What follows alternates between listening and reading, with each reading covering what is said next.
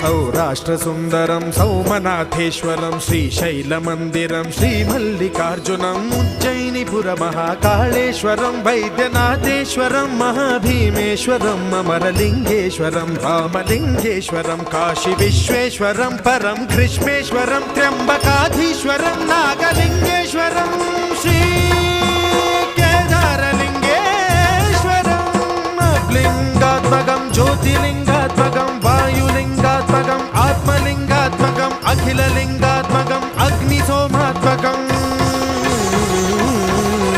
अनादिम् अमेयम् अजेयम् अचिन्त्यम् अमोघम् अपूर्वम् अनन्तम् अखण्डम् अनादिम् अमेयम् अजेयम् अचिन्त्यम् अमोघम्